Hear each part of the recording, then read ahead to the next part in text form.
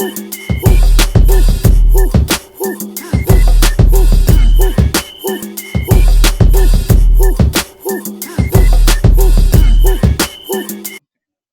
right, y'all. Welcome back to another episode of She, Her, Dyke. Hey. Yo. And today we got a special guest, Miss Faith here. She's gonna be talking to us about her book, and we're gonna get into a quick little topic. So yeah, let's just hop right in. First of all, just tell us a little bit about yourself. We know you like a track star, but let's go into details. Like, who are you? New York born, Jersey raised. So okay, We can tell. I could tell in the accent. I appreciate that. My girlfriend doesn't appreciate my accent sometimes, but it's Why whatever. is that the first thing? Yo, New York people, like, that's the first thing they always say. I'm from New York. Like, that's always what you gotta make it known. But yeah, so did track, kind of had a little glow up, went from like a little all girls school. Like, I think I might be the first or one of the few to have like even made it to like college as an athlete from my school. Did 2 years at Villanova, so I loved Philly. Loved Philly. Philly is dope. But then I ended up transferring to UConn, ended up All-American, and then now I'm here in Florida. I just retired from running pro, so. You was pro, okay. Really? That's why I came down to Florida initially. When I got family here, and also there's a lot of really good like training groups here. Like there's a lot of like pro athletes. Like it's not surprising to go to like Chick-fil-A and just see like an Olympian walk by. You're just like, oh, that's cool. But yeah, once I retired, I really got to put a lot more focus on my novel that just got released June 1st. So. And what's the name of that novel? Let them know. Sprint Dreams. Sprint Dreams. Yeah. Well, what made you retire first? Like, why'd you stop? You got bad knees? In fact, you got bad everything. Like, I promise you. I promise you, we look good on the track for the Olympic pictures and everything. After that, we hurt. I'll guarantee somebody's on a stretcher or some type of like massage table 24/7. No, it's just I felt that I got what I really needed to get out of track and field in terms of like my development as a person, and also it's just really expensive to train as a pro athlete, like really expensive between like the coaching and a specific diet you have to have, gym fees, traveling, all of that. Yeah. And when you're sort of in between, so you're not really on that like Olympic level, but you're still on that highly competitive level, you do have to cover a lot of the stuff on your own. So yeah, it costs. But also I just wanted to like just move on in my career and just really focus, especially on that novel. Because it took up a lot of my time. Like I was not bored after retiring at all. Yeah. Okay. So let's hop into it. Tell us about the novel, Sprint Dreams. Yeah. So it's a story about a collegiate athlete. Her name is Makeda Delane. And it's really just a story of growth. She messes up a lot in the story. And we really just see her work through a lot of those mistakes that she makes. And the reason I even wanted to write the story is that I love track and field because it's such an inclusive sport in many ways, but there's a lot of times that we don't have like a Serena Williams type character, where Serena Williams is somebody who's very bold in what she feels. In fact, she gets into hot water for that, but she's honest. She's honest about the problems that go on just being a female athlete. And with track and field, you don't really get those opportunities to speak up like that. And especially as a collegiate athlete, you run, you represent your school, and that's it. Because if you speak out on some of the issues that can come with being a collegiate athlete, sometimes it could cost you your position on a team, or sometimes it just gets you in trouble. So I wanted a story that, one, just kind of highlights some of the issues in just female sports as a whole and just being a collegiate athlete, and also just a story that is relatable. If you Google track and field books, at best you'll get some biographies, and also at best, if it's a fiction story, you'll maybe get like a distance runner story. It's not one that really represents, like us. So I just wanted to create a space where especially female athletes of color, just have a place that they can really relate to characters. Yeah, yeah, and I think we've all played a sport, right? I did track and field. Hey, what event? You know I had to ask. Huh? You know I had to ask. Oh yeah, I ran the 100, 200, and the relay, the 4x4. Ooh. And I did shot put sometimes, but I'm a sprinter. Oh, you did shot put? Yeah. Oh, snap. Okay. Yeah. Did you run track? I mean, did you do shot put? I feel like that would be no. My cousin did shot put, but okay. now I remember my coach. He called himself saying that cross country was mandatory one year to be on the team, and I was like, put me on the team. Like, I mean, I ain't got to worry about it. I ain't got to play. Run long distance. No, I can't. Yeah, no. I just played basketball and softball, and I mean, not powerlifting. But yeah, no. What did you run, Faith? Oh, I did the 400 and the 800 and the 400 hurdles. 800. I can see that. And there's no way I'm running the 800. It's just not gonna happen. It hurts. The 400, I'm already hurt, but 800. 200 what? 100. 100, like. The 100 to 200, I did like the 200 because once you come around the jump, it's go time. I mean, the fact that you did the 400, so many 1-2 runners are scared of the 4. So I'm actually incredibly impressed that you did the 4, because usually when I hear 1-2, they're like, no, I'm not touching the 4. Yeah, so, I've done the 4 a couple of times. They made me. Yeah. No, kudos to that. But okay, back to the book. The main character is Makeda, right? Yes. Yeah. So what are some of the struggles that she experiences? Just to touch on it, you don't have to get a whole book away, but. Ooh. She's very insecure about herself. So it starts off with she is a walk-on. So that's basically like you're not on scholarship. Yeah. And because she placed so much focus on her identity in her place in being an athlete, it kind of showed in her relationships with other people, especially like in any type of like romantic relationships, crushes. It was kind of like, if you saw me as more than a walk-on, I automatically liked you. And that's one of the things I wanted to highlight in this book, especially with collegiate athletes, is that when kind of a lot of your time is your sport and in school, and really school's not taking that seriously as long as it works with the sport. When you put so much of your identity into this one particular thing and it doesn't go the way you want for whatever reason, whether you don't have the scholarship you want or whether you get hurt, it really affects you emotionally, it really affects your self-esteem, and it really affects you just as a person. And I want to show the repercussions of that. So a lot of the decisions you make are kind of more like warning signs, like, hey, you really need to look at yourself as more than just your position on the team. And this isn't even just for athletes. It's like kind of any role that you're in. If you put so much of your identity in your job, so much of your identity in your art, and you forget about you yourself as a person, like when things don't go wrong, and things will always go wrong in one way or another, it hurts. That's real for sure. Big facts. Especially like when you're an athlete, it's hard to find the balance because you training like multiple times a day. You know what I'm saying? So trying to squeeze in, whether you a daughter or a sister or a girlfriend, you know what I mean? So it's hard to find that balance as a whole. So yeah, I think that's definitely important. And in the book, Makeda is queer.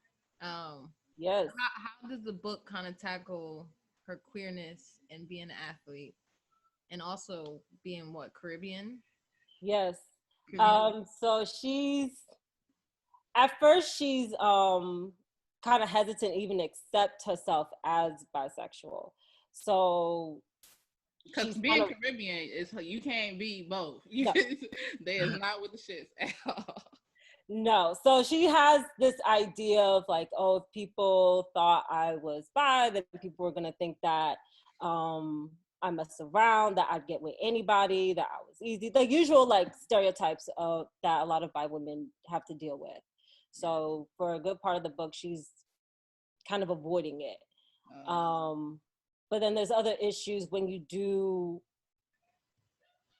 even enter a lesbian relationship for the first time, or even any relationship for the first time, and you're doing it with the wrong intentions. So you're doing it when you're dealing with insecurities, when you're doing it because you're looking for somebody else to give you this acceptance that you need to give yourself, you do become vulnerable to toxic relationships, to toxic people. And that's an issue that Makeda gets into as well. Because even her friend, Alicia, and I loved writing Alicia, she's sort of that voice of reason while we're watching Makeda do something stupid and we know she's doing something stupid. So Alicia's usually there to like help her out. Like, girl, this is wrong. This ain't it. But she says, and I'll share the quote, she's like, you got to be careful because women can be assholes too. And and the reason I included that conversation, I think they might be more of assholes. I had to include that conversation because there is this, in the process of really trying to be more inclusive, especially in media, when we show these like great happy lesbian couples, we forget lesbians can be abusive too. Women can be abusive too. Like, yeah. So I wanted that to be another warning as well. Like, just because you're, even if being bi, just because you end up in a relationship with a woman doesn't mean you're going to be avoiding the same problems you had before if you couldn't handle yourself, if you couldn't deal with your own issues before. Right. Mm-hmm. Yeah. That's very important. And I don't know if it touches on this in the book, but being like a career athlete, especially when you're on a team, like women kind of look at you different. Did you touch on that at all? Because like when I was playing basketball, just because I was gay, everybody thought that I liked them or some shit like that. And I'm just like, y'all not even that cute. Like just because.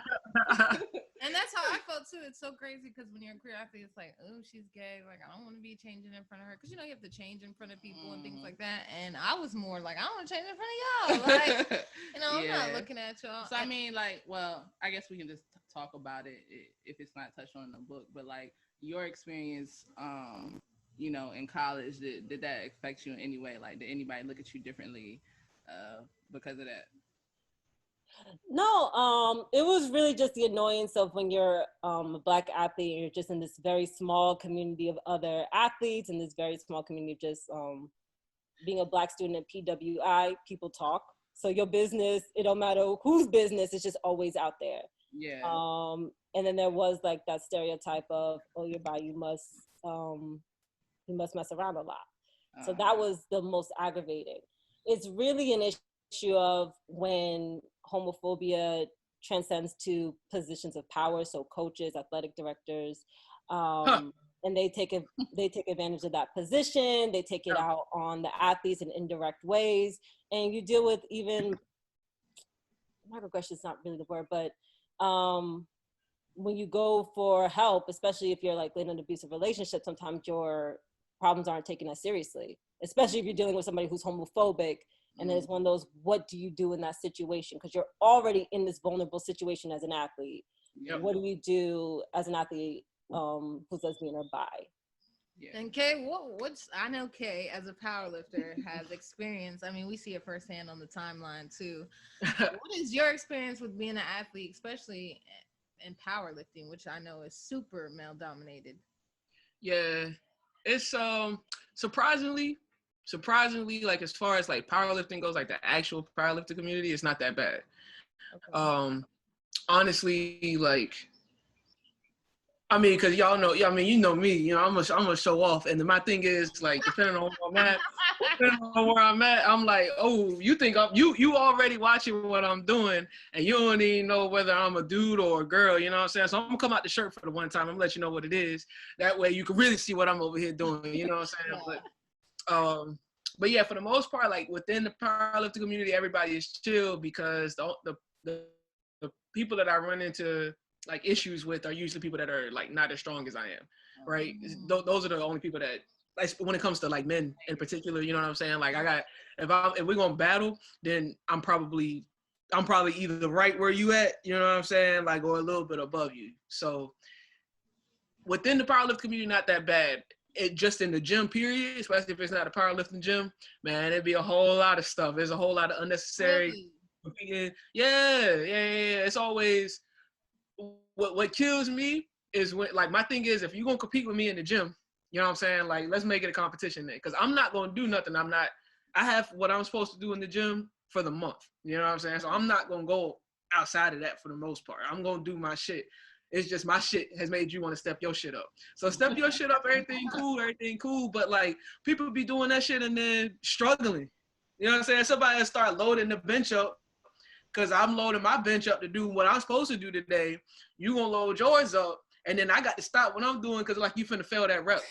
That's gonna be throwing me. It's like don't do all of that. Don't do all of that. But yeah, it's just the typical, you know what I'm saying, like male ego.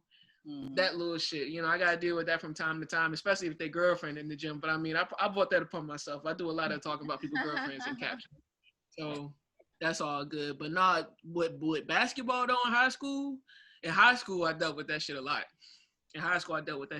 Whether it was like in the like people in the stands, they would always like talk shit. I don't like when people say stuff. What killed me is we in high school, right? So you got these grown ass fucking adults like calling you. Like, names. What's going on?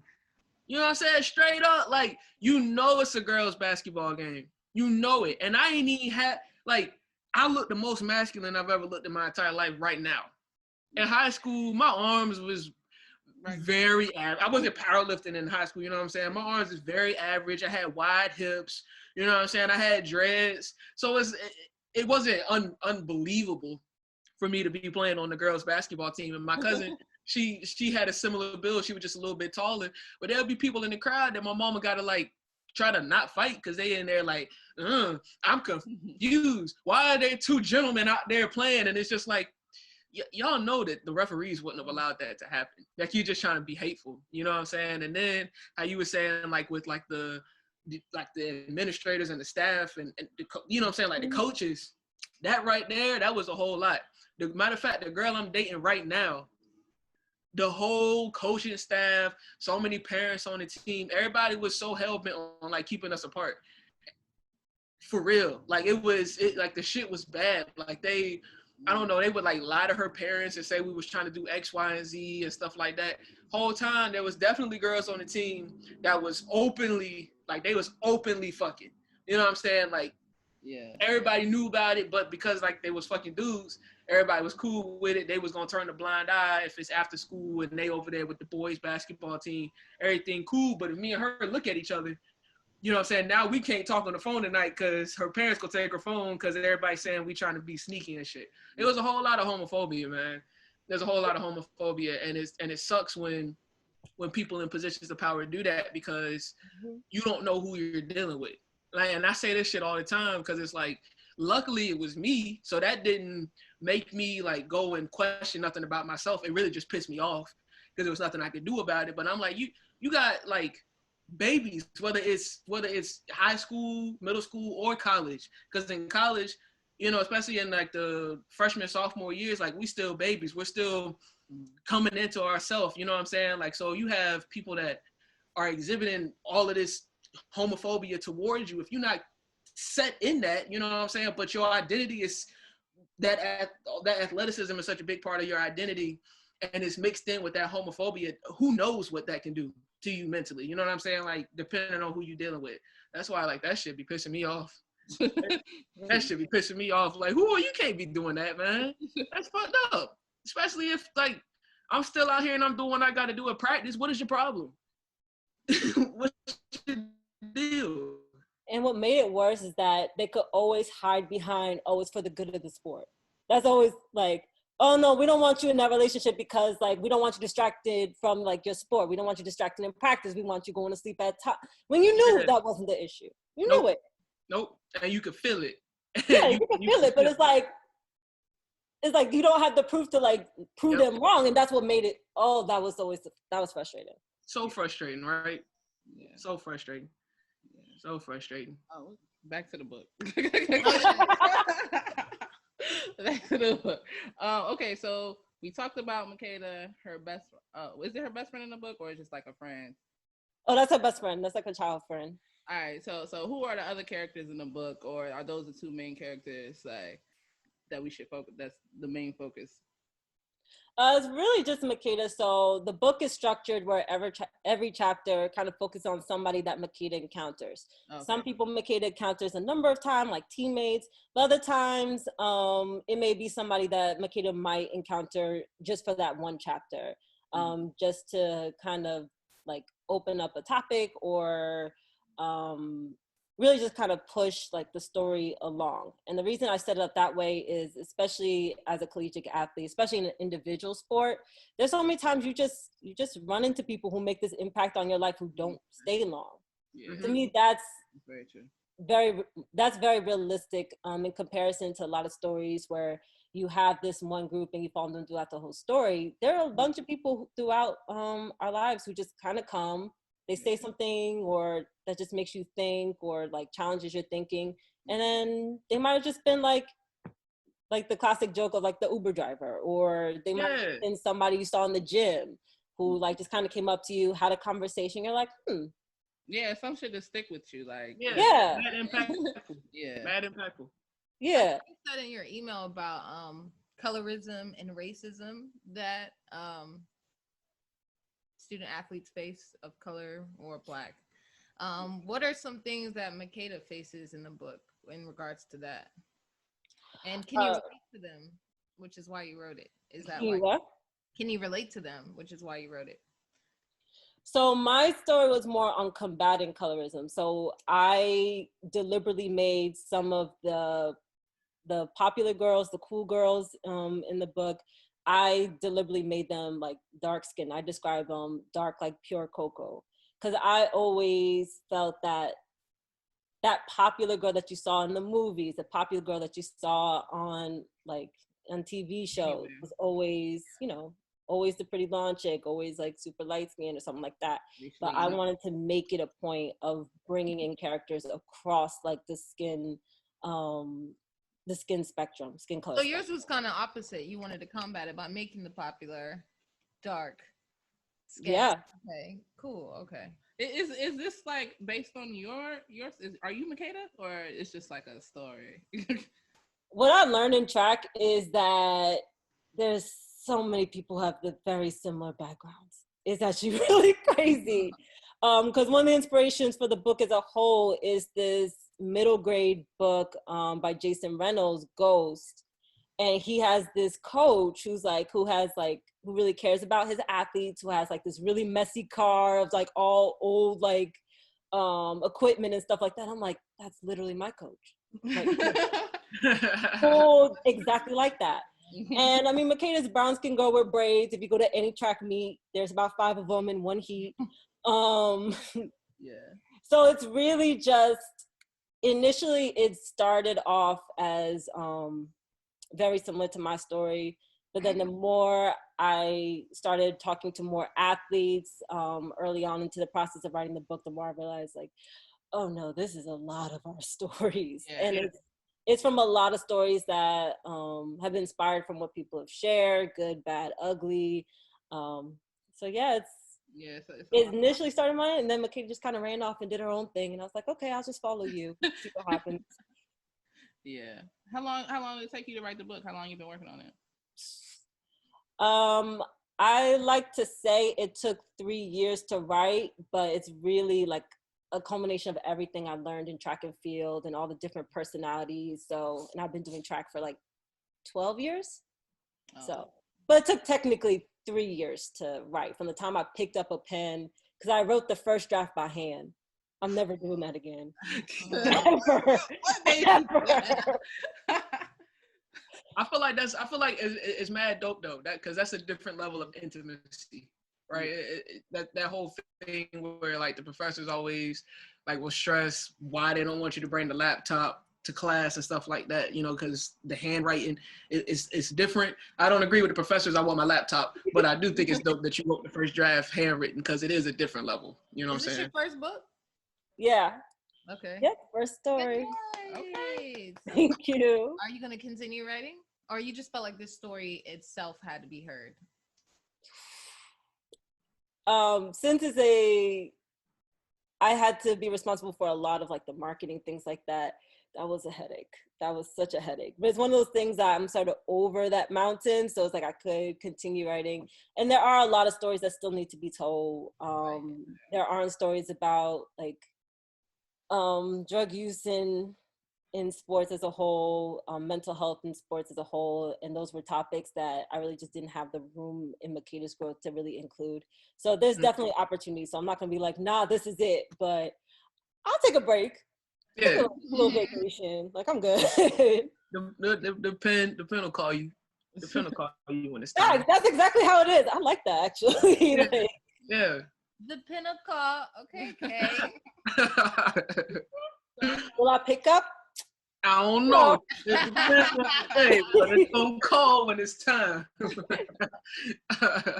No, I think that's oh, I'm sorry, Lex. No, go ahead, Kay. I think that's beautiful though about the individual sports, right? Because like once you do realize there's so many people, I don't know, because like with teams, I feel like there's so much focus that's placed on the team that you definitely lose the individual. Like, even though everybody still may stay individuals, like a lot of coaches and schools and stuff like that, they will almost try to like do away with individuality. Like I remember one year my basketball coach, he got mad because their seniors wanted to do something different for like their senior prank. So their senior night, they came out with different socks on. So they was like in like big trouble at the next practice, and he made them change back into the team socks. You know what I'm saying? It couldn't have been that deep, but the individuality is like crushed in a lot of team sports. So in like the individual sports, I feel like when you do get like that individuality, but you find out that even in that we are still the same. You know what I'm saying? Like there are slight tweaks and stuff like that, but overall, like we be going through like the same experiences. I feel like that kind of makes an even stronger bond, even though it is an individual sport. You know what I'm saying? Like my squad at the gym, we all, whether we're on the same powerlifting team or not, we still all compete individually. But like that's my team, right? Because like I know they be going through a lot of the same shit that I go through, and because we're like we celebrate our individual, like the stuff that makes us different, you know what I'm saying? We're able to come together and realize like, dang, our differences make us like one and the same. That shit kind of tight. We're using the same thing, you know what I'm saying? When we come in here to get stronger, like we're using our life problems, you know what I'm saying? Like, I don't know. It's cool to me. Yeah, that makes sense. That's fine. Feel me? That's real facts. So honestly, But from the book, so what do you want people to take away from this book? Like, what do you want people to think of it? Like, the takeaway? It really depends on where you're at in your life. So the great thing about Makeda, there's a whole scene, and that this is the part I'm like not the most proud of, but I got to incorporate like the song "Back That Ass Up" in the book, and that was one of the things I really wanted to do, because if you've been to a Black party, like you know when that everybody knows what happens when that song comes up. Everybody knows how that vibe changes. Everybody knows how that mood. Everybody knows when that song comes up, like when that beat drops, you know.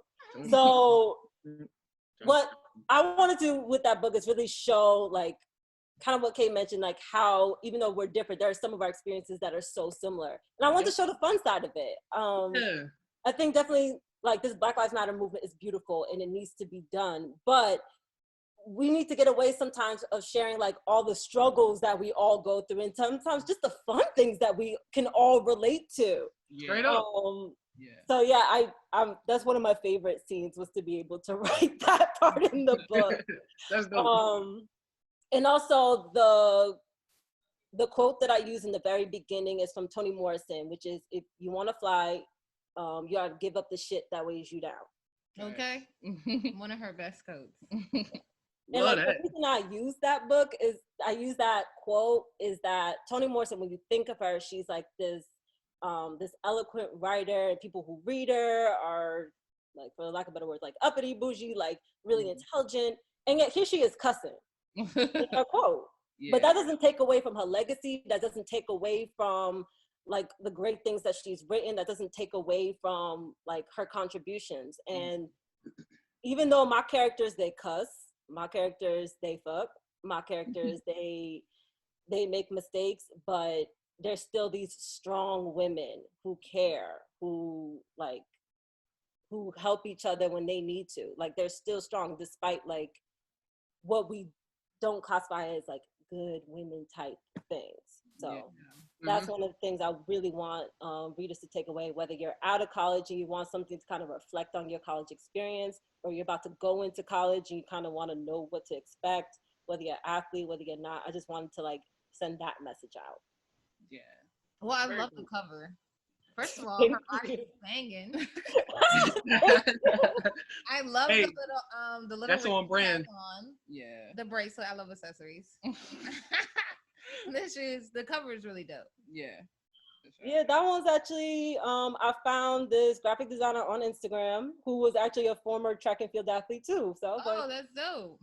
Yeah, AJ will design, and his stuff's really cool, and he's really good at just making figures seem like fluid and not like really stiff, and that like was a really important factor. So even if she's just like standing, even though like that one little step she's taking, it's still like it's dope. Yeah. It's fly. I love how much thought you put into like the little small things. Yeah, you know what I'm saying? Like all those little small things. Very intentional. That's what makes stuff so beautiful. Sure. Yes. Yeah. I had something else to say. Some of the small details drove me crazy though. This margin's not right. And I'm like, oh, okay, you know what? I'm gonna take a walk. It's good. It's what would be your advice to somebody who's starting to collegiate sport or whatever, or track specifically? Like, what's something that you learned that's really made an impact in your life during that time? Ooh. So many issues I had to deal with. Which lesson? So many lessons. So many. Definitely find something of value outside of your sport, whether it is like a hobby, whether it's a craft. Find some type of organization. Find a group of friends just outside of your sport, something that you can kind of get away and like escape from. Because being a collegiate athlete could be a great 4 years, and there were some great times. Being able to like, I would just wear like your school uniform was great, but when you feel trapped is when things can go downhill real quick, and your sport can either be a place of comfort or it could be your prison. Mm-hmm. So you really need to like be able to find places to escape. Yeah. Retweet. Oh, sorry. Go ahead. No, I'm good. Yeah, that's real. Even in college, the band people, they would say like, you're there all day. You go eat, you come back. You wake up, you do it. You go to class, you come back. To like, you're out there all night. Like, especially places like, I went to HBC, so they didn't play about the band. You know, they didn't play about the band. So the band was almost like the athletes at Norfolk State. No, I've heard that. Yeah, like you really do. They feel like they have no anything outside of that. You do feel trapped in a way. Like you said, that that can apply to any part of your life. Like if you become too consumed into one thing, it could easily go left. So yeah, that's important for sure. Anything else you want to tell us about the book though? Did we miss anything? Like no, because I don't want to give up no spoilers, anything like that. So I'm gonna just leave it alone. That's true. Well, tell them where they can get the book, when they can get the book. It is. Yeah, it's out now. It's on Amazon. So yeah, you can just go on Amazon and it's cool. You can just Google it, which is really cool to say. Like, Doc, you can just Google my name. Come on now, flex. Google me. Flex one time. Flex one time. So yeah, like honestly, if you Google my name, the cover comes up immediately. If you just Google Sprint Dreams, if you just go on Amazon, put it in the search bar, it comes up. So yeah. That's what's up. Look how happy she is. That's so tight. That's amazing. Let me get some on Amazon. Okay. Actually, we're about to order it right now. Yeah, I'm up here right now. Oh, it does. It comes right up. First thing. It does? Yeah. I'm telling you that. That's what's up. Oh, I do have a question. Like, how was like the publishing process, just as like a whole? Like, was it hard? How did that go for you? It was definitely difficult, especially when it's something that is kind of was just me doing, in the sense like I didn't have like a friend or like a mentor who kind of could help me along the way, like I did for being an athlete. I had my coaches. I had people who were also athletes. So everything I did to me took about 2 or 3 times as long, because as I'm looking up book covers, like, or book cover designers, I'm also looking up like what's an ideal book cover. Yeah. But everything took so long to do because it was a learning process as I was doing it. But if you want to get into writing, definitely suggest doing that research first. Got to do it first. If you think I want to do a biography, like read up on biographies. If you want to do a kid's book, look up kids' books. So once you do that research first, it makes things so much easier. Yeah, I believe it. Believe it. Sure. Well, okay. I guess we'll wrap it up. Thank you for coming to talk with us. Thank you for reaching out. We definitely gonna dig into this book because just hearing about the characters definitely seems good. And these 2 reviews up there count. She got reviews already. Yes. Like, what's up? But also congratulations too, because I know that was a process. Like, it's something you should definitely be proud of. Thank you. Especially Celebrate that. To still be able to push out something creatively in 2020. So yeah, I actually want a refund on 2020. But yeah. What? Who did you talk to? When you find out, let me know. I had this book ready to come out for 2020 because I wanted to tie it with the Olympics, and then the world just decides to cancel. They canceled everything. Delete. Yeah, that's the crazy part. Like this, I thought 2020 was gonna go like one way, and it went completely the opposite way. Like shit is trash. Yep. All right. But you still put it out. Still put it out. Hey, everybody in the house, so they ain't got no choice but to read. Like, we're not doing nothing. Right. All of our listeners, go get Sprint Dreams by Faith right now. Okay. It's on Kindle for $70.99. It's paperback for $12.99. Support a Black business. We out here. Yep. Support a Black creative. Yeah. Get the book. It's gonna sounds amazing. Yeah. I didn't get to dig into it because I need the actual book. I'm definitely a paperback person. Yeah. I'll be getting the paperback. Yeah. But yeah. Anything else you want to say? No, I'm good. This was so much fun. Yeah. All right, then we're gonna wrap it up. Oh, actually, we got questions. Oh snap! Do you want to stay for our questions? They be a little wild, so I don't know if you want to stay with the questions or you can dip out. It's up to you. I could do it. I got this. Shit, she don't know. Yeah. All right, let me. We getting the questions. I should have already had these pulled up. I'll see if we can go through the guy at the panel in my YouTube video at this point. True. That's another thing. We was talking about it before, but just like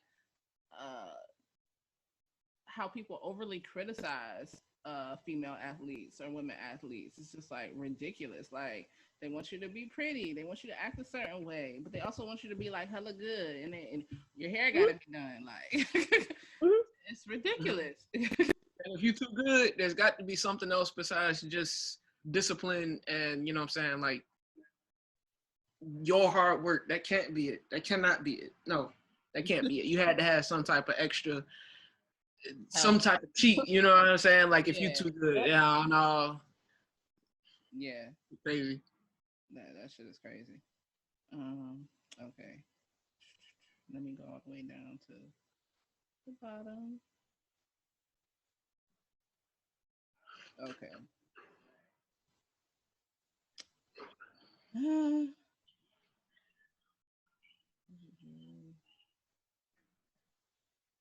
We'll just do this one. Mary, your tattoos look mad fresh right now. Do On they? the camera. Oh, yeah. I wanted to say something about your smile earlier.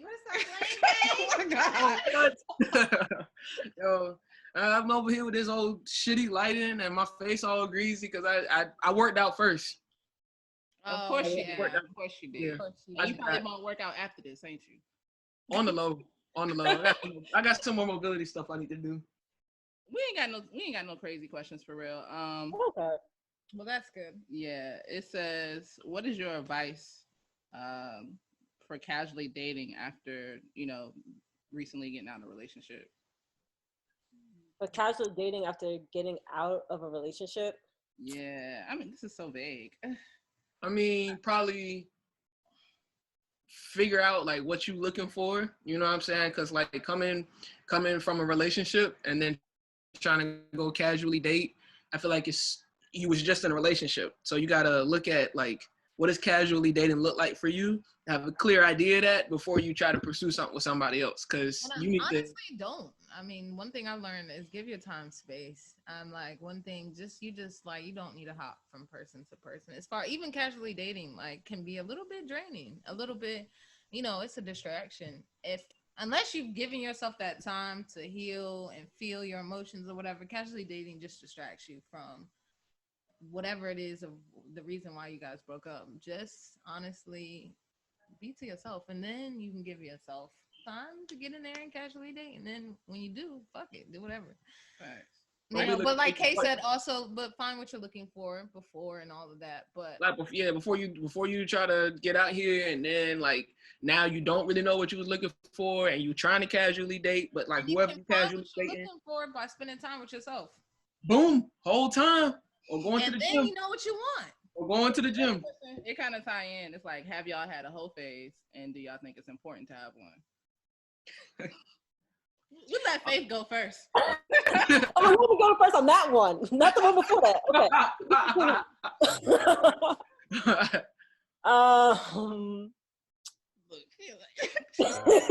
Answer the question. Listen, like, track and field life is small, so people know people, and what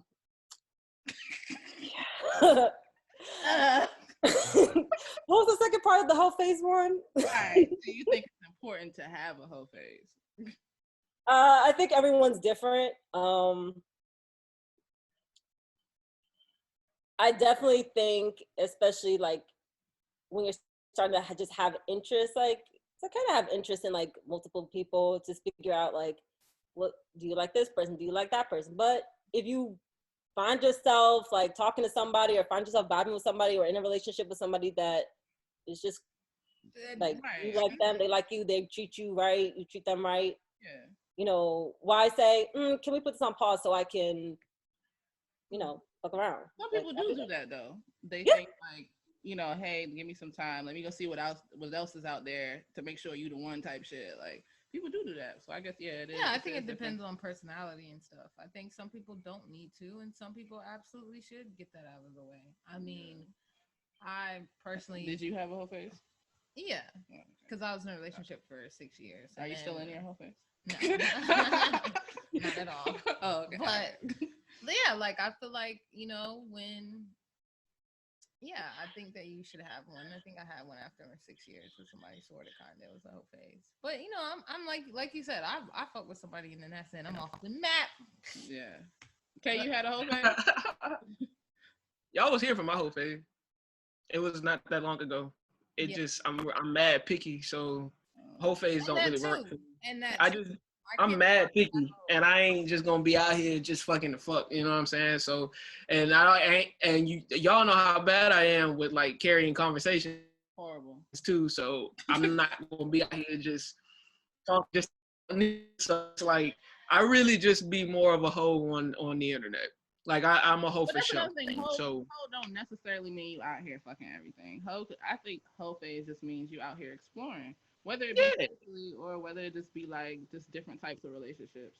Yeah, for sure.